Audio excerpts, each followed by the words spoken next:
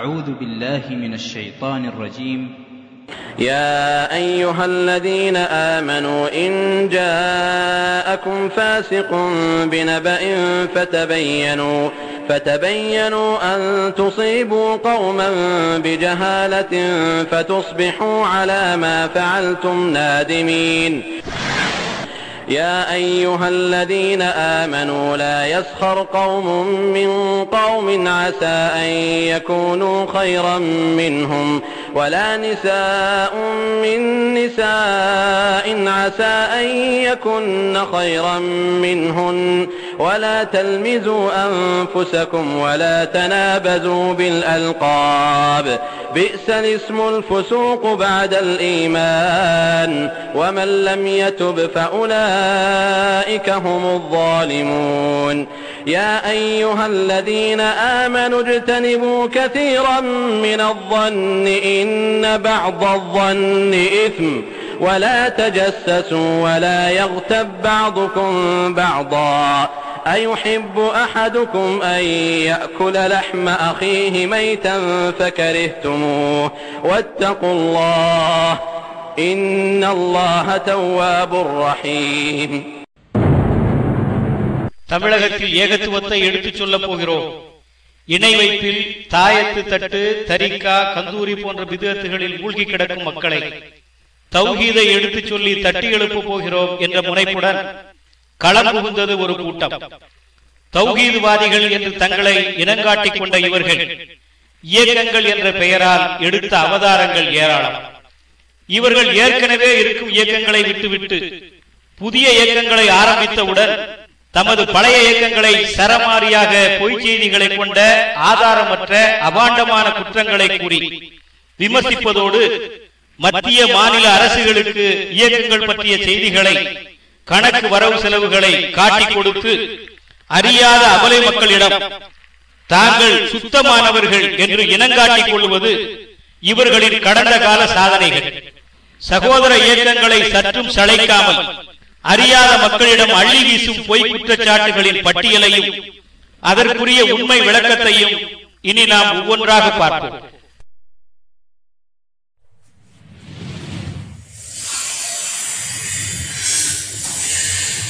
Tsunami என்ற பேரழிவு சமுதாயத்தை தீண்டிய போது பாதிக்கப்பட்ட மக்களுக்கு பாகுபாடு இல்லாமல் உதவிக்கரம் நீட்டிய சமுதாய பற்றும் மனிதநேயமும் பேணிய சகோதர இயக்கத்தை எந்த ஒரு ஆதாரமும் இல்லாமல் திருடர்கள் என்று பட்டம் சூட்டி அவர்கள் கணக்கு வழக்குகளில் தில்லுமுள்ளுகள் செய்து விட்டார்கள் என்ற குற்றச்சாட்டு ஒருபுறம். நாகூரில் சுனாமி பேரிடர் நிவாரண மையம் எழுப்பியதை நன்றாக அறிந்திருந்தும் வேண்டுமென்றே உண்மையை மறைத்து கேள்வி கணைகளை தொடுப்பது மற்றொரு புறம். ஏழை எளிய மக்கள் பயன்பெறும் பித்ரா அரிசி விநியோகத்தில் முறைகேடு என்ற முனகல் இன்னொரு புறம். உண்மை நிலை என்ன? இதோ உங்களின் முன்னால். இவங்க யாரு? தாமுக யாரு? ஊரறிய உலகறிய எவனுக்கும் ஒரு மனசு இடம் தராதுங்க. அந்த காசை திண்ட கூட்டம் இவங்க. எந்த காசு? சுனாமிங்க. சுனாமிங்கிற பேர்ல நான் கேட்கிறேன், நீ மானங்கிட்ட மைதின்கான நீ ஒரு நேர்மையானவனா இருந்தா இந்த சுனாமியை திண்டதுக்கு முதல் நடவடிக்கை எடுத்துட்டு வா, பள்ளிவாசல் நான் உங்களுக்கு தர்றேன்.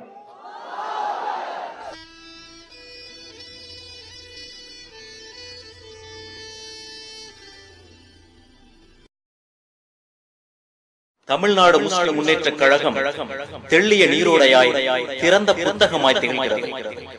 மக்களின் சேவை, அவர்களின் நேசம், இவைகள் மட்டுமே தங்களின் சுவாசம் என்ற குறிக்கோளுடன் செயல்பட்ட தமுமுகவை கூட குறை கூறி ஒரு சுட்டு விரல் நீண்டது. இயக்கத்திற்கு உள்ளே இருப்பவர்கள் கேள்வி கேட்டால் கூட கட்டம் கட்டும் இன்றைய அரசியல் சூழ்நிலையில் எங்கேயோ கேட்ட குரலுக்கு பதிலளிக்கும் வண்ணம் அல்ல, உலகிற்கே தங்களின் தூய்மையை நிரூபிக்கும் வண்ணம் சுனாமி மற்றும் பித்ரா கணக்குகளை தமிழ்நாடு முஸ்லிம் முன்னேற்ற கழகம் மக்கள் மன்றத்தில் சமர்ப்பித்தது.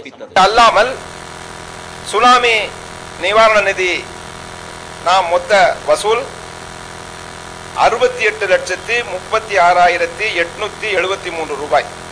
இது சுனாமிக்காக நாம் வசூல் செய்தது. இதனுடைய செலவு நாம் இதுவரையில் செலவு செய்திருக்கின்றோம். அதனுடைய கணக்கு ஆடிட்டர் வரைக்கும் சென்று வந்திருக்கின்றது. அது மார்ச் வரையிலான கணக்காகும். மற்ற கணக்குகளும் நம்மிடம் இருக்கின்றது. அதற்கான வவுச்சர்களும் அதனுடைய பில்களும் நம்மிடம் இங்கே இருக்கின்றது.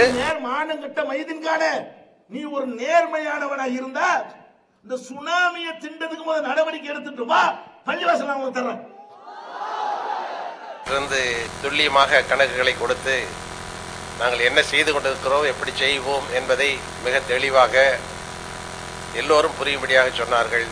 இதை பார்க்கும் பொழுது அதாவது மடியில் கனம் இருந்தால்தான் வழியில் பயம் இருக்கும், மடியில் கனம் இல்லாவிட்டால் வழியில் இம்மாதிரி கணக்கை துல்லியமாக எந்த ஒரு நிறுவனமும் செய்வது இல்லை. அப்படி செய்தால் அந்த நிறுவனத்தை நாம் பாராட்டுகிறோம். இந்த நிறுவனத்தை பாராட்டி வாய்ப்புக்கு நன்றி விடைபெற்றுக் கொள்கின்றேன். நன்றி, வணக்கம். நான் அறிந்தவரையில் இந்த குறைந்தபட்சம் தமிழக வரலாற்றில் என்று மட்டும் நான் சொல்லலாம், இத்தகைய ஒரு நிகழ்வு எந்த அமைப்பும் செயல்படுத்தியதே இல்லை என்பது.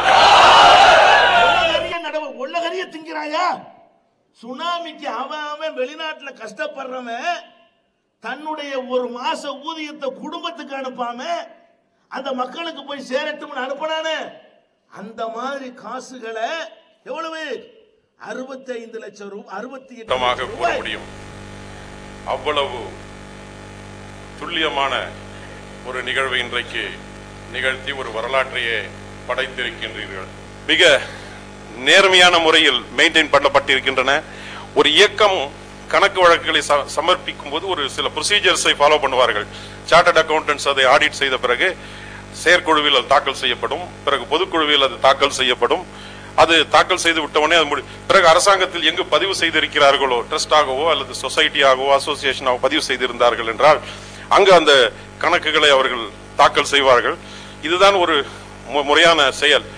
இன்றைக்கு அதையும் மீறி பொதுமக்கள் முன்னிலையிலேயே நீங்கள் தாக்கல் செய்து இருக்கிறீர்கள். ஆகவே இதற்கு மேலும் மேலும் நேரத்தை செலவுபடுத்தி விளக்கங்களிக்க வேண்டிய தேவை இல்லை என்று நான் என்னுடைய சகோதரர் அவர்களுக்கும் நான் இங்கே தெரிவித்துக் கொள்கின்றேன். கணக்கு விஷயத்துல என்ன சொல்றாங்கன்னா, கணக்கு விஷயத்து ஃபுல்லா கம்ப்ளீட்டா ஆடிட்டர், சார்ட்டர்ட் அக்கௌண்டன்ட் இவங்க மூலமா அரசாங்கத்துக்கு ஒப்பிக்கப்படுகிறது. பணம் வாங்குறாங்க, பணத்தை செலவு பண்றாங்க, கணக்கை அரசாங்கத்துக்கு கொடுக்குறாங்க. தலைவர் சொல்வது போல நம்ம யாருக்கும் கணக்கை காட்ட வேண்டிய அவசியம் இல்லை. ஒருத்தர் மூணாவது ஆளு கேட்குறாங்கன்னா அவங்களுக்கு கணக்கை காட்ட வேண்டிய அவசியமே தேவையில்லை. அப்படி இருந்தும் இந்த பணிகளுக்கு எல்லாம் மத்தியில் சிரமம் பாராமல் சரி இதையே சொல்லிக்கிட்டே இருக்கிறாங்க. இந்த பிரச்சனை ஒரு வருஷமாக நடந்து கொண்டே இருக்கிறது. இதற்கு ஒரு முற்றுப்புள்ளி வைக்க வேண்டும் என்பதற்காக இந்த கஷ்டமான காலகட்டத்திலையும் பல பணிகளையும் ஒதுக்கிவிட்டு தங்களுடைய கணக்குகளை புள்ளி விவரமாக அனைத்தையும் ஒன்றுவிடாமல் இங்கு சரியாக காட்டியிருக்கிறீர்கள். அதை மிகவும் பாராட்டப்படக்கூடிய ஒரு விஷயமாக இருக்கும். மார்க்க கடமை ஏழைபாளைகள் பெருநாள் அன்னைக்கு சந்தோஷமா இருக்கட்டும்னு சொல்லி நம்ம கடமையை நிறைவேற்றுவோம், மார்க்க கடமையை நிறைவேற்றுவோம் கொடுத்த அந்த ரூபாயை சாப்பிட்ட இந்த ஊழல் பெருச்சாளிகள்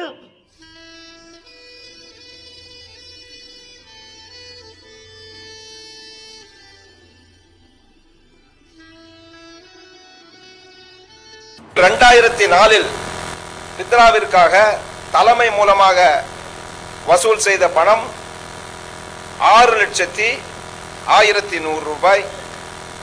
கிளைகள் மூலமாக வசூல் செய்த மொத்த பணம் 14,72,840 ரூபாய்.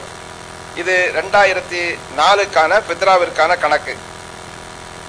2005 மொத்த தலைமை மூலமாக வசூல் செய்தது 7,31,700 ரூபாய். கிளைகள் மூலமாக வசூல் செய்தது 20,38,062 ரூபாய். மொத்தம் 27,69,762 ரூபாய். இது பித்ராவிற்கான மொத்த வசூல். இருப்பு 35 வெளியிட்டு எவ்வளவு நாள் ஆச்சு? வருஷம் ஒன்னாச்சு. இந்த இருப்பு 35 எழுதினானுவ இந்த 35 லட்சம் ரூபாயில இனிமேல் நாகூர்ல அடுத்த வருஷம் சுனாமி வரப்போகுது. வகி வந்திருக்கு, வகி வந்து செல்லாட்டு இருந்து நாகூர்ல சுனாமி பாதுகாப்பு மையம் கட்ட போறோம். 35 லட்சம் ரூபாயில சுனாமிக்கு என்ன செய்ய போறாங்களா? பாதுகாப்பு மையம் கட்ட போறாங்களாம். அடுத்த சுனாமி நாகூர் தானே வரப்போகுது. அடே சுனாமியில பாதி என்ன சொல்லி பணத்தை வாங்கின? சரி, பாதுகாப்பு மையம் கட்டினியா? இடம் வாங்கினியா? அஸ்திவாரம் போட்டியா? கட்டட வேலையை ஆரம்பிச்சியா? எங்க அந்த ரூபா?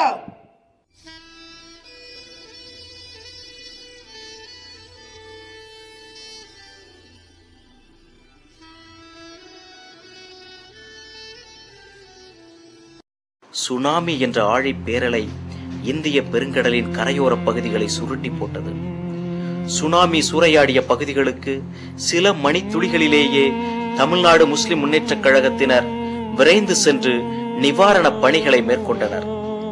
நிவாரண பணிகளை மேற்கொண்டு பாதிக்கப்பட்டவர்களின் கண்ணீரை துடைத்த தமுமுக மாநிலத்திலேயே அதிக அளவு பாதிப்பு ஏற்பட்ட நாகை மாவட்டத்தில் தமுமுக சார்பாக சுனாமி பேரிடர் நிவாரண மையம் கட்டுவதற்காக அடிக்கல் நாட்டும் நிகழ்ச்சி 22/3/2006 அன்று தமுமுக தலைவர் பேராசிரியர் எம். ஹஜ். ஜவாஹிருல்லா தலைமையில் நடைபெற்றது.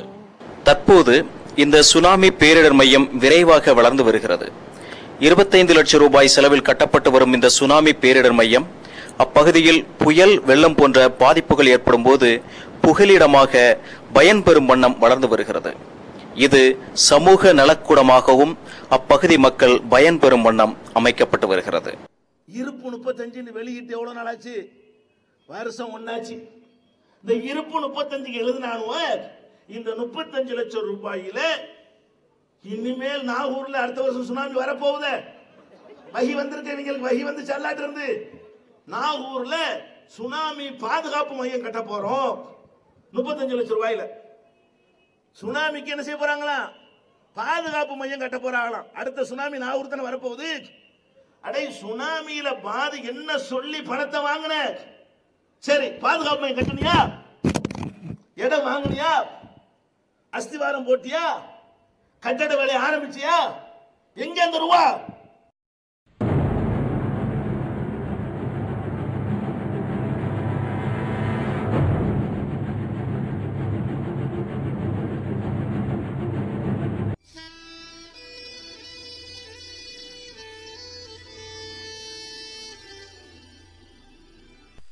குர்ஆன் ஹதீஸை அடிப்படையாக கொண்டு இவ்விரண்டும் மட்டுமே மார்க்க ஆதாரங்கள் என மக்களிடம் அழகிய முறையில் அழைப்பு பணி செய்து வரும் அமைப்புகளில் ஒன்று ஜம்மியத்து அஹ்லுல் குர்ஆன் வல் ஹதீஸ் என்ற இயக்கமாகும். அல்லாஹ்வின் இல்லங்களை எழுப்பி அழைப்பு பணியை மட்டும் அரசியல்